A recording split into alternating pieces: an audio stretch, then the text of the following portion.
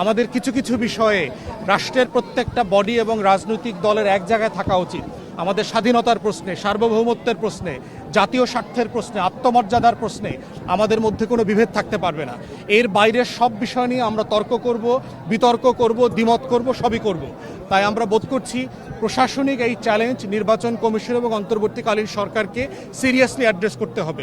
Particularly আইনশৃঙ্খলা পরিস্থিতি, operation devil hunt phase 1 আমরা দেখেছি, যৌথ বাহিনী ম্যাজিস্ট্রেসি নিয়ে মাঠে আছে 1 বছরের উপরে, কিন্তু আইনশৃঙ্খলা পরিস্থিতি কিন্তু তেমন সন্তোষজনক উন্নতি হয় নাই।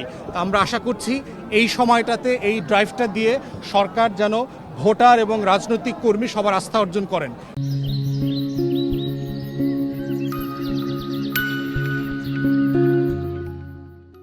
মুক্তিযুদ্ধের পরিষ্কার ঘোষিত নীতি ছিল যে এই রাষ্ট্র যেটা পত্তন হচ্ছে, এই রাষ্ট্র তার নাগরিকদের জন্য সাম্য, মানবিক মর্যাদার, সামাজিক ন্যায় বিচার প্রতিষ্ঠা করবে, এবং সেটা করতে হলে একটা গণতান্ত্রিক রাজনৈতিক ব্যবস্থা, রাষ্ট্র ব্যবস্থা আমাদের দরকার। কিন্তু 54 বছরে প্রতিষ্ঠার পর থেকেই আমরা দেখেছি যে এইখানে গণতান্ত্রিক রাজনৈতিক ব্যবস্থা দাঁড়ায়নি। এমনভাবে সাংবিধানিক ক্ষমতা কাঠামো দাঁড়িয়েছে যেখানে একদিকে মানুষের অধিকারের কথা বলা হয়েছে, কিন্তু অন্য হাতে যারাই শাসক হয় তাদের সব কিছু কেড়ে নেওয়ার, শাসকরা জনগণের সকল অধিকার কেড়ে নেওয়ার একটা অধিকার পেয়ে গেছে।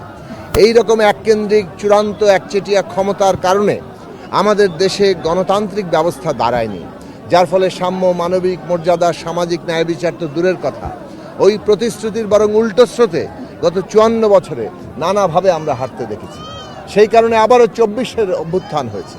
এই 24-এ আমাদের হাজারো তরুণ প্রাণ আবারও জীবন উৎসর্গ করে 71 সালের ধারাবাহিকতায় সেই মানুষের যে স্বপ্ন, যেটা সত্যে পরিণত হতে পারেনি, সেই স্বপ্ন সত্যে পরিণত করার জন্য আবারও তারা জীবন দিয়েছেন। আজকে এই বিজয় দিবসে এসে 24 উত্তরকালে আমরা যখন বিজয় দিবস করছি, তখন আমাদের শহীদের রক্তের ঋণ আমাদের বহন করতে হবে, এবং সেটা করতে গেলে এই দেশে বিচার, সংস্কার এবং নির্বাচন সেটাকে সফল করতে হবে। আমরা যেমন হত্যাকারীদের বিচার চাই, তেমনি বাংলাদেশ সংস্কারের মধ্য দিয়ে একটা গণতান্ত্রিক ক্ষমতা কাঠামো, একটা গণতান্ত্রিক ব্যবস্থায় যাবে, এটাই ছিল শহীদের আকাঙ্ক্ষা। আর সেই সংস্কার করতে গেলে, নতুন রাজনৈতিক বন্দোবস্ত, গণতান্ত্রিক রূপান্তর করতে গেলে আজকে বাংলাদেশের নির্বাচন অপরিহার্য। কিন্তু আমরা দেখতে পাচ্ছি পতিত ফ্যাসিস্টরা, তাদের দেশি বিদেশি যারা পৃষ্ঠপোষক, তারা আজকে আমাদের অভ্যুত্থানের অর্জনকে ব্যর্থ করে দিতে চাইছে।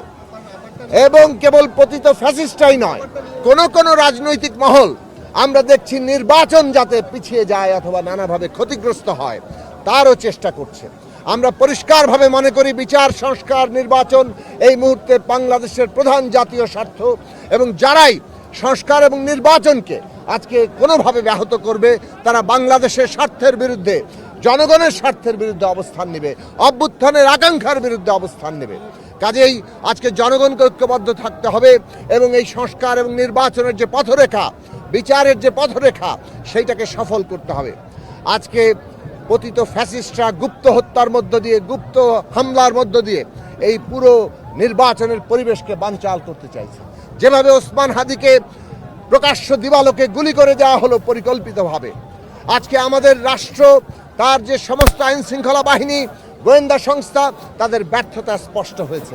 আমরা পরিষ্কার করে বলতে চাই, রাষ্ট্রের দায়িত্ব নিয়ে যারা দায়িত্ব অবহেলা করছেন তাদেরকে চিহ্নিত করে অবিলম্বে তাদের বিরুদ্ধে ব্যবস্থা নিতে হবে, এবং নির্বাচনের পরিবেশকে ক্ষতিগ্রস্ত করে এখন যে কোনো তৎপরতাকে আজকে কঠোরভাবে প্রতিরোধ করতে হবে, এবং বাংলাদেশের নির্বাচনকে সফল করতে হবে। সে কারণে আমরা বলি যে এই যে আমাদের বিচার, সংস্কার, নির্বাচনের যে গণতান্ত্রিক উত্তরণের যে পথ, এখানে আমাদের ন্যূনতম জাতীয় ঐক্যমত্য দরকার।